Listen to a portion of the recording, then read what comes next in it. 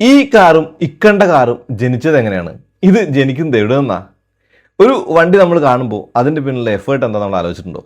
ശരിക്കും ഒരു ഡ്രോയിങ്ങിൽ നിന്നാണ് ഇതിൻ്റെയൊക്കെ തുടക്കം എന്ന് പറയുന്നത്. ഒരു പെൻസിലെടുത്ത് പേപ്പറിൽ ഡ്രോ ചെയ്ത് ഒരു വാഹനത്തിൻ്റെ രൂപം ഉണ്ടാക്കുന്നു. അത് ഫോട്ടോഷോപ്പ് കയറ്റി അതിൻ്റേതായിട്ടുള്ള മാറ്റങ്ങൾ വരുത്തി സ്കെച്ചിൻ്റെ ഒരു പരിപൂർണതയിലെത്തിയും അതിനുശേഷമാണ് കമ്പ്യൂട്ടർ എയ്ഡഡ് ഡിസൈൻ CAD സോഫ്റ്റ്വെയറുകളിലേക്ക് ഇത് കയറ്റി വയ്ക്കുന്നത്. അവിടെ മോഡലൊക്കെ ചെയ്ത് വൃത്തിയാക്കി അതിൻ്റെ ഒരു ഷേപ്പ് തീരുമാനിച്ച് അതിൻ്റെ ഒരു പൂർണ്ണ രൂപത്തിലേക്ക് മാറിയിട്ട് അത് ക്ലേയിലേക്ക് എത്തും. ഇത് ഓട്ടോമോട്ടീവ് ക്ലേ ആണ്, കുറച്ച് കോസ്റ്റ്ലി ആയിട്ട് ക്ലേ ആണ്. അതിൻ്റെ സ്ട്രക്ചറിൻ്റെ മുകളിൽ ക്ലേ വെച്ചിട്ട് വണ്ടിയുടെ രൂപം ഉണ്ടാക്കുന്നു. ഈ രൂപത്തിൻ്റെ മാറ്റങ്ങളും ചെറിയ ചെറിയ അഴകളവുകളും കർവുകളും എല്ലാം തീരുമാനിച്ചതിന് ശേഷം അത് സ്കാൻ ചെയ്തെടുത്ത് വീണ്ടും CAD സോഫ്റ്റ്വെയറുകളിലേക്ക് എത്തിക്കുകയാണ്. അവിടെ നിന്നാണ് ഫാക്ടറി പോകുന്നതും ഫാക്ടറിയിലെത്തിയിട്ട് പാനലുകളായിട്ട് വണ്ടി ജനിക്കുന്നതും. ഈ ക്ലേ മോഡലിംഗ് ഒരു ഭംഗിയുള്ള പ്രോസസ്സാണ് കാണുമ്പോൾ. അതിൻ്റെ ഒരു ഫിനിഷിങ്ങും അതിനുശേഷം വിനയിൽ പോലുള്ള മെറ്റീരിയൽ ഒട്ടിച്ച് അതിനൊരു വണ്ടിയുടെ രൂപത്തിലാക്കുന്നതും ഈവൻ ഡോർ ഹാൻഡിലുകളും അല്ലെങ്കിൽ ഹെഡ്ലൈറ്റ് പൊസിഷനും വരെ അവർ അങ്ങോട്ടും ഇങ്ങോട്ടും മാറ്റും.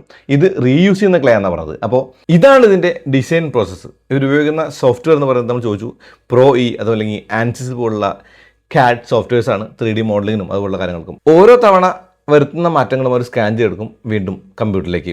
ഇതാണ് സിയറയുടെ ഒരു തുടക്കം എന്ന് പറയുന്നത്. ഇവിടെ എത്തി നിൽക്കുന്ന സിയറയുടെ തുടക്കം.